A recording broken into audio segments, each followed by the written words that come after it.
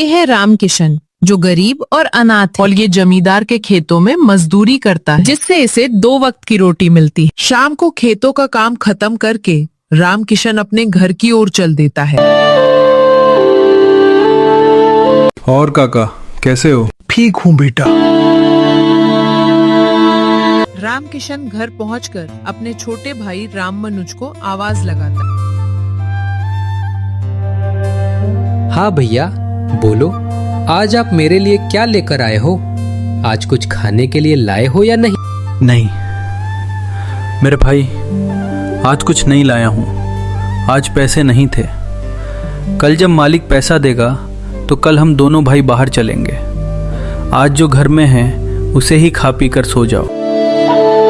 अगले दिन रामकिशन खेत का काम खत्म करने के बाद मालिक के घर की ओर चल देता है। मालिक, मालिक। हाँ रामकिशन, आओ बैठो और बताओ खेतों का काम कैसा चल रहा है। मालिक, खेतों का काम खत्म हो गया है। पूरे खेतों में बीज डल गया है, बस अब पानी लगाना बाकी है। अच्छा रामकिशन, तो तुमने बताया नहीं कि तुम यहाँ क्यों आए हो? मालिक, मैं कह रहा था कि मुझे कुछ पैसों की आवश्यकता है, तो अगर कुछ पैसे मिल जाते तो अच्छा होता है। जरूर रामकिशन, तुम यही रुको, मैं अभी आता हूँ।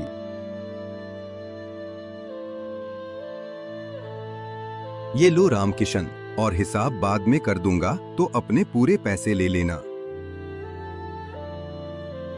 जी मालिक, अब मैं चलता हूँ। प्रणाम मालिक। इसके बाद रामकिशन खुशी खुशी अपने घर की ओर चल देता है। रामकिशन घर पहुंचकर अपने भाई राममनुज को सारी बात बताता है और उसको साथ लेकर बाजार की तरफ चल देता है। आओ भाई, सब्जी ले लो, एकदम ताजी और सस्ती सब्जी है। बताओ भाई, क्या तोलूं? भाई, आलू क्या भाव लगाया और गोभी कितने में दे रहे हो? अरे ले लो साहब, कहाँ ज्यादा महंगा थोड़ी है साहब। आलू बस 14 रुपए किलो और गोभी 15 रुपए। फूल ले लो साहब, टमाटर भी ले लो, मात्र 60 रुपए किलो। टमाटर का रेट थोड़ा कम हो गया है, ले लो, नहीं तो 80 रुपए किलो था। भैया, मुझे तरबूज भी चाहिए, प्लीज ले दो ना। अच्छा भाई, तरबूज क्या लगाया? ले लो साहब, तरबूज मात्र 70 रुपए किलो। अच्छा भाई, सब आधा आधा किलो पैक कर दो। ठीक है साहब, ये लो। इसके बाद दोनों भाई वहां से सब्जी लेकर चल देते हैं। रास्ते में राममनुज जलेबी के दुकान पर रुक जाता है और जलेबी के लिए जिद करने लगता है। अच्छा रुक जा मेरे भाई, दिला रहा हूँ जलेबी। भाई, जलेबी कैसे दे रहे हो? जलेबी 100 रुपए किलो और 30 रुपए पा। भाई, लेकिन मेरे पास तो 90 रुपये ही हैं। क्या आप 1 किलो जलेबी दे सकते हो?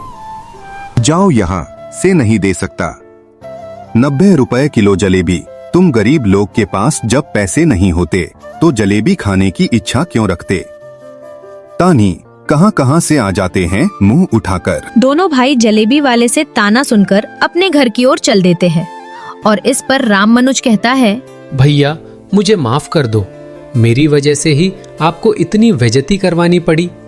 भैया, मुझे पता नहीं था कि आपके पास पैसे नहीं हैं।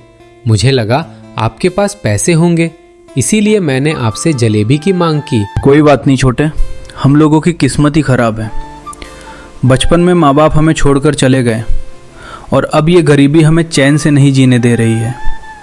कर ही क्या सकते हैं, यही हमारी फूटी किस्मत है। अगले दिन रामकिशन जब काम पर चलने लगता है तो उसका भाई भी उसके साथ जाने की जिद करने लगता है। अच्छा मेरे भाई, जब तू इतना जिद कर रहा है तो चल, लेकिन वहाँ कुछ भी गड़बड़ मत करना और वहीं पर शांति से बैठना। ठीक है भैया। अब खेतों में रामकिशन काम करने लगता है और राममनुज खेत के किनारे पर बैठ जाता है और दोनों भाई अपने जीवन के दुख और सुख के बारे में बातें करने लगते हैं। इससे साफ साफ झलक रहा था कि दोनों भाइयों में कितना गहरा प्रेम है। अब उन दोनों का जीवन ऐसे ही कटने लगता है। रामकिशन खेतों में काम करता और राममनुज खेतों के किनारे पर बैठा रहता और दोनों आपस में बातें करते रहते। तभी एक दिन मालिक और उसकी बेटी अचानक खेत में आ जाते हैं। अरे मालिक, आप और खेत में क्या हुआ? मालिक, मुझसे कुछ गलती हो गई क्या? अगर मुझसे गलती हो गई हो तो क्षमा कर देना, या फिर मेरे भाई ने कुछ गलती कर दी है। अरे नहीं नहीं रामकिशन, ऐसी कोई बात नहीं है। तुमने कोई गलती नहीं की है और ना ही तुम्हारे भाई ने कोई गलती की है। मैं तो बस घर पर खाली बैठा था तो सोचा कि खेत ही घूम आऊं। समय भी व्यतीत हो जाएगा और खेत भी घूम लूंगा। जी मालिक, आप दोनों खेत घूम लीजिए, तब तक मैं खेतों का काम करता हूँ। अरे रामकिशन, खेतों का काम तो होता रहेगा। आओ तुम मेरे साथ। तुम पहले मुझे ये बताओ कि खेतों काम कहाँ तक पहुँचा और खेतों में बीज डल की नहीं? सेठ जी, खेतों में बीज डल गई हैं और खेतों में अब बस पानी लगाना बाकी, और पानी भी कल लग जाएगा। इधर राम किशन मालिक को खेत दिखाने लगता है और वही दूसरी तरफ चित्रू, जो राम किशन से ईर्ष्या करता था, वो लगी हुई फसल को जल्दी जल्दी सारी फसल को नष्ट कर देता है और मन ही मन खुश होता है और कहता है, आज पता चलेगा इस राम किशन के बच्चे को, ये बहुत अच्छा बना फिरता है मालिक के नजर में। अब जब मालिक ये फसल को बर्बाद हुआ देखेगा तो आज पक्का राम किशन को काम से निकाल देगा, क्योंकि इस खेत की जिम्मेदारी मालिक ने उसे ही दी थी। और जब राम किशन यहाँ नहीं रहेगा तो मालिक की नज़र में मैं भी अच्छा बन जाऊंगा और तब मैं अपने बेटे की साड़ी मालिक के बेटी से कराऊंगा। अच्छा रामकिशन, ये सब खेत तो ठीक है, लेकिन तुमने मुझे वो खेत नहीं दिखाया जिसमें फसल लगी हुई थी। उस खेत को भी दिखाई भाई। हाँ मालिक, चलिए वो खेत भी दिखा देता हूँ। इधर जब राम किशन और मालिक फसल को देखते हैं तो आश्चर्यचकित हो जाते हैं और मालिक अपना सिर पटकने लगता है। राम किशन, तुमने ठीक नहीं किया है। मैंने तुम्हारा क्या बिगाड़ा था? राम किशन, मैंने तुमको इस खेत की जिम्मेदारी थी, तुम खेत संभाल तक नहीं पाए। नहीं मालिक, ये सब कैसे हुआ मुझे पता नहीं मालिक। मैं खेत में ही अभी आज सुबह देखा तो ठीक ही था मालिक, मुझे माफ़ कर दो। माफ कर दो? माफ करने की तो बात मत कर। तूने ये सब जानबूझकर किया है। मुझे तो लगता है तू मुझे मूर्ख बनाकर खेत में न रहकर तू गांव में घूमता है। अब बस बहुत हुआ, तू अभी यहाँ से निकल जा। खेत में खरी खोटी सुनने के बाद मालिक गुस्से से घर आता है और अच्छा राम किशन, तो तुम इस घर में चैन से बैठे हो इस वक्त? इस घर से निकल जाओ। मैं तुम्हारा ये घर भरपाई के रूप में हड़प रहा हूँ। नहीं मालिक, मेरे साथ ऐसा मत करो। हम दो अनाथ भाई कहाँ जाएंगे हम, पर कृपा करो मालिक। लेकिन मालिक उनकी एक नहीं सुनता है और उन दोनों को घर से निकाल देता है। भैया, अब हम कहाँ रहेंगे? अब तो हम अनाथ होने के साथ साथ बेघर भी जो गए हैं। छोटे, तू चिंता मत कर, मैं कहीं न कहीं रहने का इंतजाम कर लूंगा। हम ये गांव छोड़कर जंगल चले जाएंगे और वही कोई छोटी मोटी कुटिया रह लेंगे। दोनों भाई जंगल में पहुंचकर एक छोटी सी कुटिया बनाते हैं और उसी में रहने लगते हैं। अगले दिन राम किशन लकड़ी काटने के लिए जंगल में चल देता है। राम किशन लकड़ी काटकर उसे बेचने बाजार जाता है और वहाँ उसकी सारी लकड़ी बिक जाती है। राम किशन को लकड़ी बेचकर जो पैसे मिलते हैं उससे वो अपने भाई के लिए कुछ लेने के लिए दुकान पर जाता है। भैया, ये सब कैसे दे रहे हो और केले कितने रुपए दर्जन है? भाई साहब, सेब 70 रुपए किलो है और केले 50 रुपए दर्जन। आपको क्या चाहिए? कितना सेब तो लो। भैया, आधा किलो सेब दे दो और आधा दर्जन केले दे दो। राम किशन बाजार से सारा सामान लेकर घर की ओर चल देता है और मन ही मन सोचता है, आज मेरा भाई ये सब देखकर खुश हो जाएगा।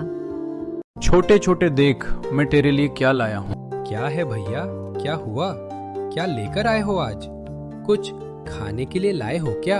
हाँ छोटे, आज मैं तेरे लिए खाने के लिए केले और सेब लेकर आया हूँ।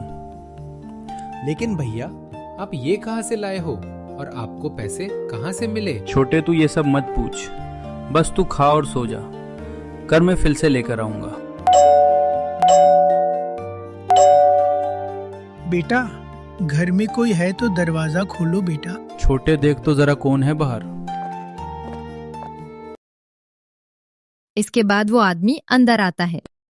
चाचा जी, आप कौन हो और आप इस जंगल में क्या कर रहे हो? तुम यहाँ कैसे आए? बेटा मुझे माफ कर दो जो मैंने अचानक तुम्हारा दरवाजा खटखटा दिया। बेटा मैं इस जंगल में भटक गया हूँ। मैं बगल के गांव में रहता हूँ। अरे कोई बात नहीं दादाजी, आप बैठिए आराम से। बेटा मुझे माफ करना, लेकिन क्या मुझे कुछ खाने के लिए मिल सकता है? बहुत तेजी से भूख लगी है। अरे कोई बात नहीं, आप ये लो और उसे खा लो। मेरे पास आपको देने के लिए और कुछ नहीं है। बेटा अगर इसे मैं खा लूंगा तो आप क्या खाओगे? आप खा लो, हमारी क्या बात है। हमारी तो वैसे भी भूखे सोने की आदत पड़ गई है। और ऐसा कहते ही एक जोरदार रोशनी चमकती है और वो गरीब बूढ़ा एक देवता के रूप में प्रकट हो जाता है। बालक, मैं तुम्हारी ईमानदारी और दयालुता से प्रसन्न हुआ। तुमने हमें बिना पहचाने अजनबी और असहाय व्यक्ति को शरण दिया। तुमने हमें भोजन दिया और खुद नहीं सोचे कि तुम दोनों क्या खाओगे। हे देव, आप कौन हो? हम आपके चरणों में नमस्कार करते हैं। बालक, हम तुम्हारे स्वभाव और दयालुता से प्रसन्न हैं। मांगो वत्स, तुम्हें क्या चाहिए? हे भगवान, हमें एक अच्छा सा घर दे दो जिसके छत से पानी न टपके, और हमें इतना धन और जायदाद दे दो जिससे मैं और मेरा छोटा भाई खुशी खुशी अपना जीवन व्यतीत कर सके और गरीब और असहाय लोगों की मदद कर सके। और राम किशन के इतना कहने पर देवता हंसकर कहता है, बस राम किशन, तुम्हें इतना ही चाहिए, ये अभी लो। और इतना कहकर वो देवता अपना हाथ हवा में हिलाता है और तुरंत वो छोटी सी झोपड़ी एक महल के रूप में बदल जाती है और वो देवता गायब। उसके बाद दोनों भाई खुशी खुशी उस महल में रहने लगते हैं और गरीबों को दान करना नहीं छोड़ते हैं।